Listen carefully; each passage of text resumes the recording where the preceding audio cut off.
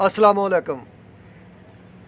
गल आ भी ਜਿਹਦੇ ਸ਼ਨਾਖਤੀ ਕਾਰਡ ਤੇ ਨਾ ਪੰਜਾਬ ਲਿਖਿਆ ਹੋਵੇ ਉਹ ਬਿਲਕੁਲ ਕਿਸੇ ਵੀ ਸੂਰਤ ਵਿੱਚ ਬਲੋਚਿਸਤਾਨ ਵਾਲੀ ਸਾਈਡ ਤੇ ਨਾ ਜਾਵੇ। ਅੱਜ ਕੱਲ ਬਲੋਚਿਸਤਾਨ ਵਿੱਚ ਜਿਹੜੇ ਬਲੋਚੀ ਆ ਨਾ ਉਹਨਾਂ ਨੂੰ ਬਲੋਚੀ ਨਹੀਂ ਕਿਹਾ ਜਾ ਸਕਦਾ। ਦਹਿਸ਼ਤਗਰਦ ਜਿਹੜੇ ਆ ਉਹ ਪਾਗਲ ਹੋਏ ਫਿਰਦੇ ਆ। ਹੁਣ ਆ ਤਾਜ਼ਾ ਵਾਕਿਆ ਵੀ 26 ਬੰਦੇ ਮਾਰਤੇ ਬੱਸ ਤੋਂ ਲਾ ਕੇ ਜਿਹੜੇ ਬਲੋਚਿਸਤਾਨ 'ਚ ਜਾ ਰਹੇ ਸੀ। ਉਹਨਾਂ ਦੀ ਮਰਨ ਦੀ ਪਤਾ ਵਜ੍ਹਾ ਕੀ ਆ? ਉਹਨਾਂ ਦੇ ਮਰਨ ਦੀ ਇੱਕੋ ਹੀ ਵਜ੍ਹਾ ਵਾ, ਉਹਨਾਂ ਦੇ ਸ਼ਨਾਖਤੀ ਕਾਰਡ ਦੇ ਉੱਤੇ ਪੰਜਾਬ ਲਿਖਿਆ ਸੀ। ਪੰਜਾਬੀ ਹੋਣਾ ਕੋਈ ਜੁਰਮ? ਅਸੀਂ ਬਲੋਚਿਸਤਾਨ ਦਾ ਕੀ ਨੁਕਸਾਨ ਕੀਤਾ? ਅਸੀਂ ਬਲੋਚਿਸਤਾਨ ਦੀ ਆਵਾਮ ਦਾ ਕੀ ਨੁਕਸਾਨ ਕੀਤਾ? ਹੋਰ ਉਹਨਾਂ ਦਾ ਕੋਈ ਕਸੂਰ ਨਹੀਂ ਸੀ। ਉਹ ਤਾਂ ਮਜ਼ਦੂਰ ਲੋਕ ਸੀਗੇ, ਕੰਮ ਜਾ ਰਹੇ ਸੀ। ਪਹਿਲੇ ਵੀ ਇੱਕ ਵਾਕਿਆ ਹੋਇਆ, ਮਜ਼ਦੂਰ ਮਾਰਦੇ ਸੀਗੇ ਫੜ ਕੇ, ਇੱਥੋਂ ਮਜ਼ਦੂਰੀ ਕਰਨ ਗਏ ਸੀ ਵਿਚਾਰੇ, ਉਹਨਾਂ ਨੇ ਉੱਥੇ ਭੁੰਨਤੇ। ਆ ਹੁਣ ਫਿਰ ਦੂਸਰਾ ਵਾਕਿਆ ਹੋਇਆ, 30 ਬੰਦੇ ਮਾਰੇ ਗਏ ਦੁਬਾਰਾ। ਬੱਸ ਤੋਂ ਲਾ ਕੇ ਗੋਲੀਆਂ ਮਾਰਤੀਆਂ, ਅੱਖਾਂ 'ਚ ਗੋਲੀਆਂ ਮਾਰੀਆਂ, ਸਿਰ 'ਚ ਗੋਲੀਆਂ ਮਾਰੀਆਂ। ਜੇ ਅਸੀਂ ਪੰਜਾਬੀ ਤੁਹਾਨੂੰ ਇੰਨੇ ਗੰਦੇ ਲੱਗਦੇ ਹਾਂ ਤੇ ਫਿਰ ਇੱਧਰ ਤੁਸੀਂ ਕੀ ਕਰਨ ਆਉਂਦੇ ਆ? ਅਸੀਂ ਤਾਂ ਕਦੀ ਤੁਹਾਨੂੰ ਕੱਖ ਨਹੀਂ ਕਿਹਾ।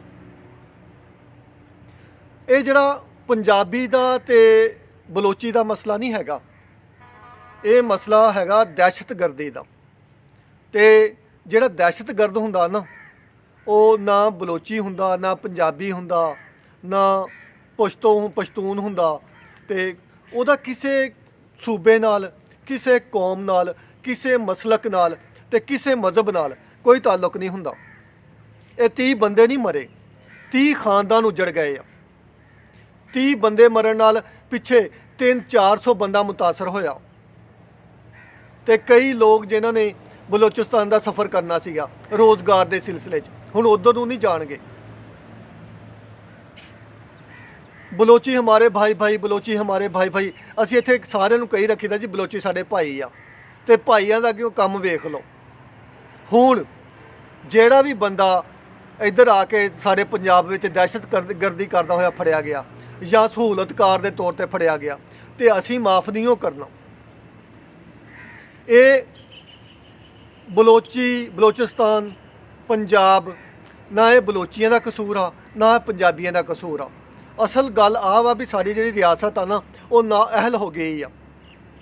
2-4 ਦਿਨ ਗੁਜ਼ਰੇ ਆ, ਕੱਚੇ ਦੇ ਡਾਕੂਆਂ ਨੇ ਪੁਲਿਸ ਵਾਲੇ ਬੰਦੇ ਮਾਰਤੇ, ਕਾਨੂੰਨ ਦੇ ਬੰਦੇ ਮਾਰਤੇ। ਪੁਲਿਸ ਦੇ ਬੰਦਿਆਂ ਨੂੰ ਲੋਕੀ ਡਰ ਹੱਥ ਹੀ ਨਹੀਂ ਸੀ ਲਾਉਂਦੇ ਹੁੰਦੇ, ਡਰਦੇ ਹੋਏ ਆ ਵੀ ਕਾਨੂੰਨ ਦਾ ਬੰਦਾ ਵਾ, ਵਰਦੀ ਵਾਲਾ ਬੰਦਾ ਵਾ। ਅਗਰ ਖੁਦਾ ਨਾ ਖਾਸਤਾ ਅਸੀਂ ਜਿਹੜਾ ਨਾਲ ਕੁਝ ਕੀਤਾ, ਅਸੀਂ ਤਾਂ ਅਜ਼ਾਬ ਨੂੰ ਆ ਜਾਵਾਂਗੇ। ਹੁਣ ਲੋਕਾਂ ਦਾ ਇੰਨਾ ਝਾਕਾ ਲੱਥ ਗਿਆ ਵਾ ਵੀ ਉਹਨਾਂ ਨੇ ਪੁਲਿਸ ਵਾਲੇ ਬੰਦੇ ਕੱਚੇ ਦੇ ਡਾਕੂਆਂ ਨੇ ਮਾਰਤੇ। ਤੇ ਕੱਚੇ ਦੇ ਡਾਕੂ ਨੇ ਬਿਆਨ ਦਿੱਤਾ ਜੀ ਅਸੀਂ ਜਿਹੜਾ ਨਾ IG ਪੰਜਾਬ ਨੂੰ ਆਪਣੀ ਜੁੱਤੀ ਦੀ ਨੋਕ ਤੇ ਨਹੀਂ ਲਿਖਦੇ। ਇਹ ਸਾਡੇ ਅਦਾਰਿਆਂ ਦਾ ਗ੍ਰਾਫ ਆ, ਇਹ ਸਾਡੇ ਅਦਾਰਿਆਂ ਦੀ ਸੂਰਤ ਹਾਲ ਆ। ਹੁਣ ਜਿਹੜਾ ਜਿੰਨੇ ਵੀ ਅਦਾਰੇ ਆ, ਇਹਨਾਂ ਦਾ ਜਿਹੜਾ ਹਾਲਾਤ ਆ, ਉਹ ਇਹਨਾਂ ਦੀ ਜਿਹੜੀ ਕਾਰਕਰਦਗੀ ਆ ਉਹ ਤਾਂ ਨਜ਼ਰ ਆ ਰਹੀ ਆ ਸਾਨੂੰ। ਰਿਆਸਤ ਦੀ ਕਾਰਕਰਦਗੀ ਵੀ ਨਜ਼ਰ ਆ ਰਹੀ ਆ। ਇਹ ਮਜ਼ਦੂਰ ਕਿਉਂ ਮਰੇ? ਇਹ ਜਿਹੜੇ ਬੱਸ ਤੋਂ ਲਾ ਕੇ ਮਾਰੇ ਗਏ ਕਿਉਂ ਮਾਰੇ ਗਏ? ਇਹ ਦਹਿਸ਼ਤਗਰਦ ਸੀਗੇ? ਇਹ ਮੁਲਕ ਦਾ ਨੁਕਸਾਨ ਕਰ ਰਹੇ ਸੀਗੇ? ਆ ਮੁਜਰਮ ਸੀਗੇ? ਇਹਨਾਂ ਦਾ ਕੀ ਕਸੂਰ ਸੀਗਾ?